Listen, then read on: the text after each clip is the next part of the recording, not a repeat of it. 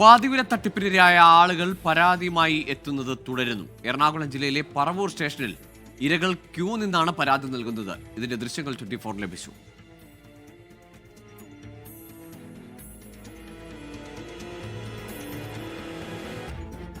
Paravur police സ്റ്റേഷന് മുന്നിലെ പാതിവില തട്ടിപ്പ് കേസിലെ പരാതിക്കാരുടെ നീണ്ട നിരയാണ് ദൃശ്യങ്ങളിൽ പ്രേക്ഷകർ കാണുന്നത്. ശ്യാംകുമാർ ചേരുന്നുണ്ട് വിശദാംശങ്ങളുമായി. ശ്യാം, ഇത്രയധികം പരാതിക്കാർ ഈ പറവൂരിൽ നിന്ന് മാത്രം ഉള്ള ആളുകളാണോ?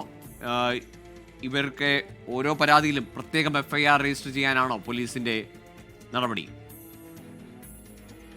രാവിലെ മുതലാണ് പറവൂർ പോലീസ് സ്റ്റേഷനിലേക്ക് പാതിവില തട്ടിപ്പ് കേസിലെ ഇരകളാക്കപ്പെട്ടവർ കൂട്ടത്തോടെ എത്തുന്നത്. ഇന്ന് ഉച്ചവരെ മാത്രം 550-ലധികം പരാതികളാണ് സ്റ്റേഷനിൽ ലഭിച്ചിരിക്കുന്നത്. ഇപ്പോഴും സ്റ്റേഷനിൽ ആളുകളുണ്ട്.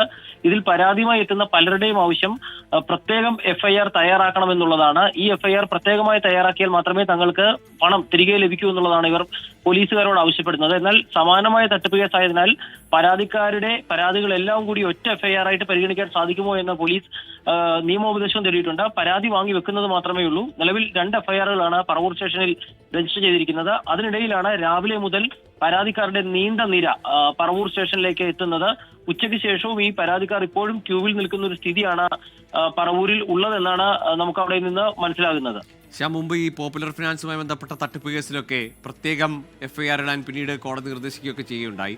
അതിന്റെ കൂടി പശ്ചാത്തലത്തിലായിരിക്കുമല്ലോ ഈ പരാതിക്കാർ ഈ ആവശ്യം ഇങ്ങനെ ഓരോ പരാതിയിലും ഓരോരുത്തരുടെയും പരാതിയിൽ പ്രത്യേകം FIR ഇടണമെന്ന് ആവശ്യപ്പെടുന്നത്.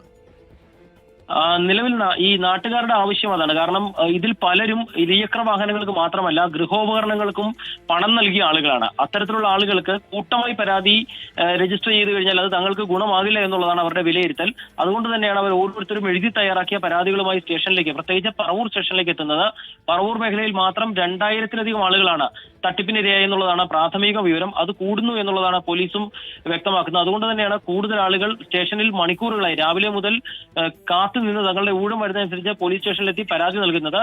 ഈ പരാതികൾ എല്ലാം പോലീസ് ഇപ്പോൾ നിലവിൽ വാങ്ങി വെക്കുകയാണ്. ഒരു കേസിലും FIR പുതുതായി രജിസ്റ്റർ ചെയ്തിട്ടില്ല. നിയമോപദേശം ലഭിച്ച ശേഷം നടപടി എടുക്കാമെന്നുള്ളതാണ് പോലീസിന്റെ നിലപാട്. ഏതായാലും ഈ എറണാകുളം ജില്ലയിൽ തന്നെ ഏറ്റവും കൂടുതൽ പരാതിക്കാർ ഒറ്റ ദിവസം സ്റ്റേഷനിലേക്ക് എത്തിയ ആദ്യ സംഭവമാണ് ഈ പാതിവില തട്ടിപ്പ് കേസിൽ നിന്നുണ്ടായിരിക്കുന്നത്.